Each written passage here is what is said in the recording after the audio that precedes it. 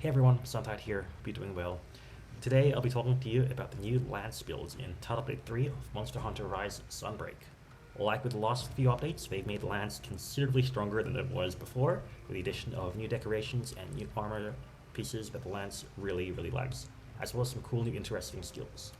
Also, since the last version, also new to this video, we'll be talking about the skill Bloodlust and how that affects your damage when you're playing the lance. If you don't like using the skill Bloodlust, I'll have non-Bloodlust versions of the main builds. But yeah, let's get straight to it with the new skills in this version of the game. Now, the main one that's very relevant to the lance is the skill Powder Mantle, which you get as part of the Risen Kaiser gear from Risen Extra. Basically what it does is if I attack the enemy enough, I'm going to get this orange aura, which is based upon how much damage I did, or how much motion values I attack the enemy with. Eventually, when I get this aura, what happens is that if I get attacked by an enemy with it up, I'll deal a small explosion, which will deal a slight amount of damage to the monster attacking me if they're close enough. Once I have the orange aura though, if I wait long enough, it'll turn into a blue aura, and with the blue aura, my next attack will do about 500 extra damage to the enemy, which is quite considerable. It's basically a free extra couple of attacks. And free damage is always nice. So here you can see the orange aura right now, as well as the light blue aura from Bloodlust. The orange aura is the important one here. And yeah, now if I were to get attacked, I would deal extra damage to the enemy. And yeah, this skill is mostly a free extra thing. It's nice just because it comes on already really good gear, so we just get this without doing anything else. Now it's blue, so now as you can see, if I attack, I have an extra 484 damage from that explosion, which is quite nice. So yeah, free damage, it's in general a good skill. The other new skills we added are less useful for the lance. So from the Risen Kushala gear, we can get Wind Mantle. Basically what this does is if I use my Wirebug attacks, until I sheath, I have faster Wirebug recharge speed. Because the lance doesn't really use the Wirebugs very much, that doesn't really end up too useful for the lance, so it's not anything that we really should aim for at all. The other two skills you get from the Chaotic Gore gear, and those ones are really weird. Basically, you have the Berserk skill, which when you swap to blue, turns all your green health into red health, which basically makes you immune to most attacks, but slowly decays your HP. The other skill, Strife, makes you increase damage if you have lots of red health. Basically, it's a weird sort of defensive skill that makes you sort of immune to damage, but needs to make you recover soon after. It's a bit weird. I might do a full dedicated video to it later, but it's not really something that's going to contribute to your damage very highly. And Strife needs a really long amount of red, which isn't going to be practical without using Berserk. So yeah, the main interesting new skill is Powder Mantle, and that's just basically nice extra damage just for playing normally. But yeah, so the other interesting thing is the new chaotic weapons, which are really cool. So the chaotic weapons for the lance is Lucifer Sage, which you get from Chaotic Gore. That's why I call them the chaotic weapons. Basically what happens is that these weapons, when listed in the game, provide negative affinity. And basically what negative affinity does is it gives you a chance to have a negative critical hit, which does 25% lower damage and so 25% higher damage, which is obviously pretty bad. However, if you overcome the frenzy, that negative affinity becomes positive affinity. So instead of having a negative 25%, I believe it is, or negative 30%, it becomes a positive 30%, which is a huge benefit to your affinity. Basically, it has some really good synergy with the Bloodlust skill, giving you very good affinity. The problem is that getting affinity isn't too hard, and since while you have the frenzy, you have negative crit, overall your damage is actually quite a bit lower. So I spent a lot of time trying to optimize the Lucifer Sage, and it always ended up worse than the Crimson Sharpwing. The only possible benefit is that because you have so much affinity from other sources, you do not need to use the skill Weakness Exploit. Basically this means you could in theory use it if you just really don't like hitting weak points, if you want to break hard points, but otherwise it's not a good skill. You can see the build on screen right now. But that does provide an interesting tangent to the Bloodlust skill in general, which ends up very relevant to the lance's damage numbers. So yeah, basically how I calculate Bloodlust damage, or how Bloodlust works in general. Basically, at first, what happens when you see a monster, you enter this sort of frenzy phase, which I call it. We have this sort of purple aura you can see on the top left of my screen, and the status gauge. I have this purple meter that is slowly filling up over time. In this state, I get extra damage, I get higher attack and element, and I slowly lose HP, and I have a status effect, which means I trigger the effects of the skills Resentment and Resuscitate. If I have the Chaotic Weapon, I also lose affinity. However, if I keep attacking the enemy enough times, eventually have a motion value of 600 during my attacks, which should take around 30 seconds or so, I will recover from the Bloodlust. After I recover, I get 20% affinity from the skill Bloodlust, or 25% if I have Bloodlust level 2 or higher. This lasts 60 seconds with Bloodlust 1, or 90 seconds with Bloodlust 3. I split the recovery phase into 2 extra phases, so in the first 30 seconds with Bloodlust, the skill Coalescence will definitely activate, and Coalescence is a nice amount of raw damage. And yeah, the Chaotic Weapons give a bonus plus 30% affinity if you're using a Chaotic Weapon.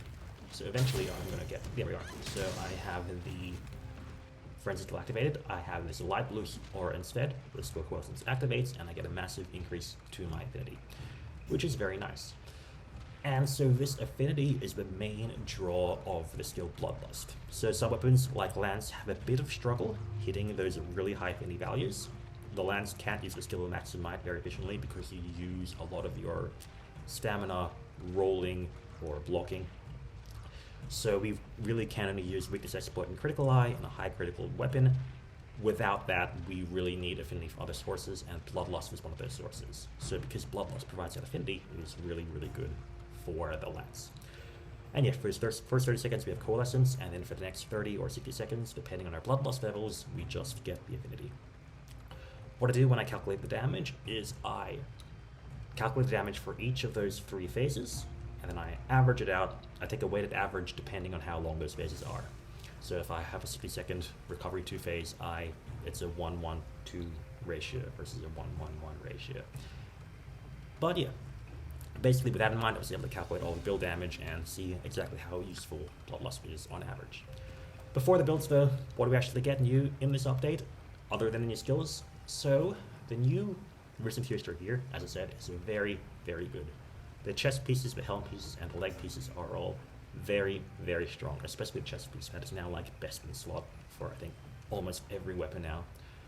The Chaotic Gore pieces also have some nice potential if you do want to play around with Bloodlust or the Berserk skill.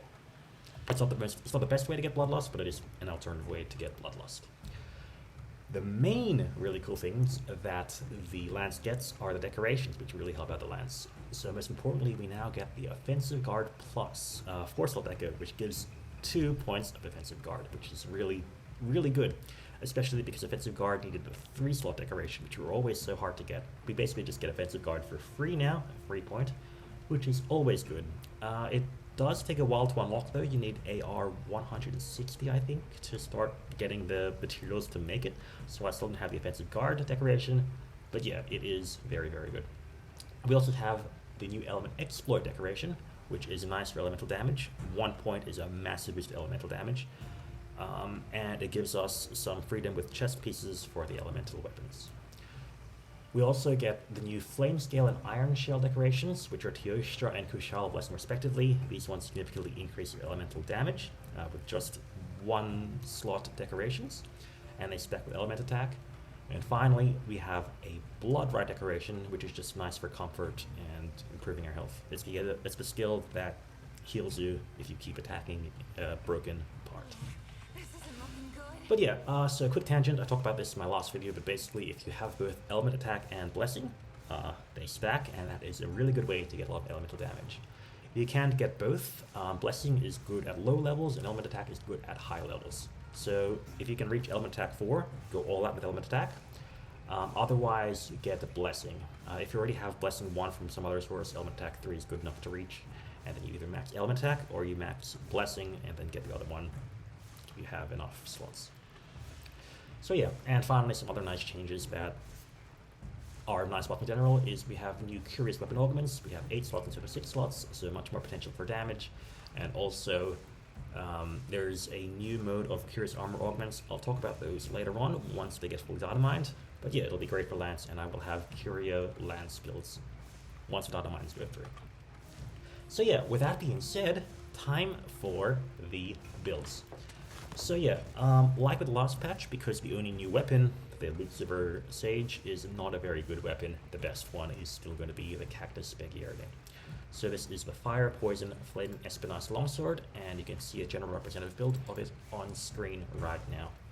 So, this is the Bloodlust build. Like in the previous version, we have the Risen Mizuha sleeves for Buildup Boost. But we have the new Risen Kaiser pieces for the head and the chest, just because those pieces are so efficient. For Bloodlust, we're going to use the Arc or Storage Greaves. So if you're a male character, it's called the Arc or Greaves. If you're a female character, they're called the Storage Greaves. And yeah, this one gives you Bloodlust, which gives you massive bonuses to affinity and helps you have really, really high affinity.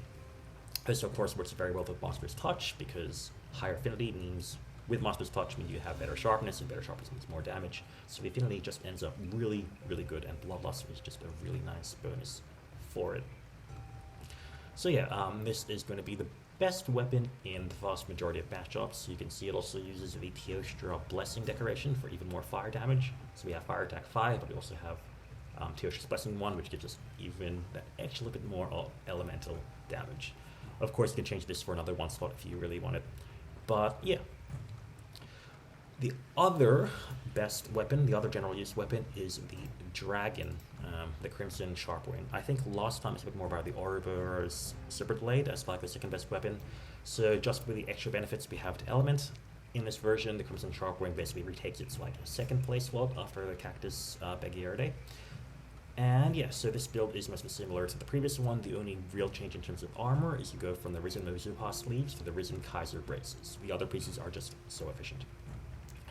What's interesting to last time is that last time the Onmyo, the Violet Mizutsune leggings were really, really good because they provide offensive guard too, but now we have offensive guard plus decorations, so we can replace that with things like the Arc Storage Greaves.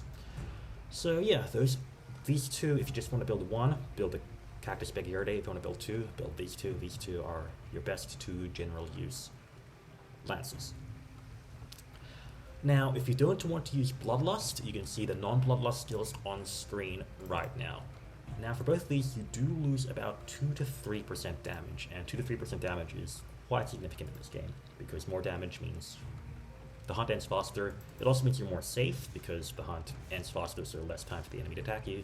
And it also means more knockouts, which means more damage, so 2 or 3% damage is actually very considerable. So yeah, you do have that damage, you do have that health loss when you are in that first phase of the Bloodlust, but once you recover from that, you're going to be mostly good. But yeah, so if you really don't want to use Bloodlust, these are the two builds you can see here.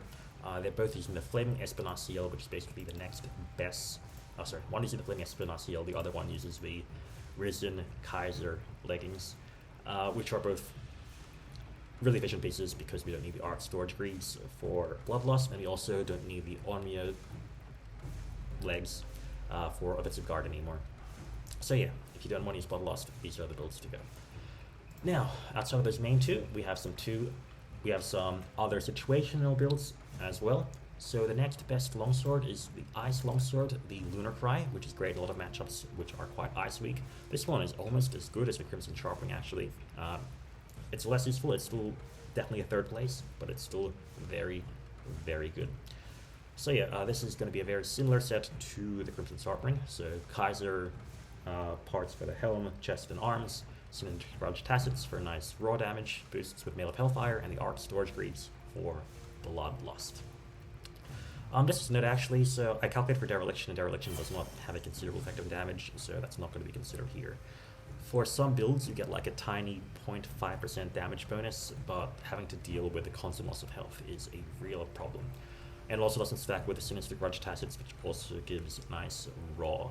So yeah, we are going to be seeing Dereliction here, but Bloodlust is going to be nice. Anyway, yeah, so that's Ice.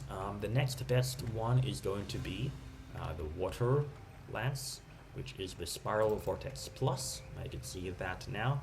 So Ice and Water both benefit strongly from the Kushala Blessing decoration, which improves the elemental damage of Ice and Water, which is a nice bonus. The headpiece does change from the Risen Kaiser helm to the Silver Soul helm.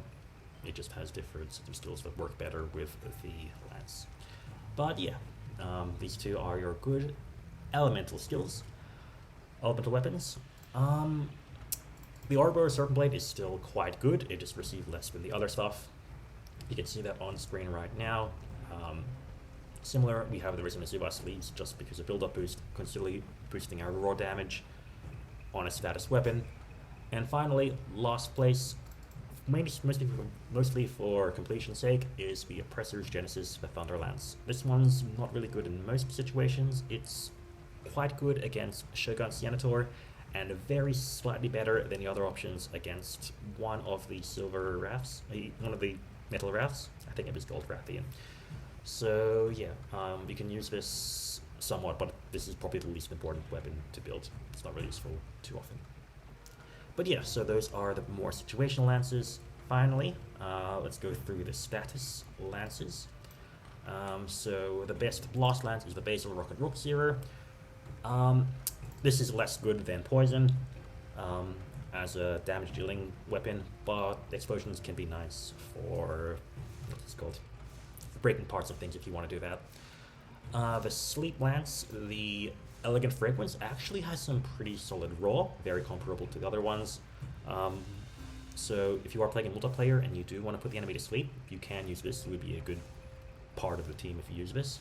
And finally we have Paralyze. Unfortunately, you don't really get much damage at all from the Paralysis weapon. The Paralysis weapons are generally pretty bad, but for completion's sake, this is the Paralysis Lance.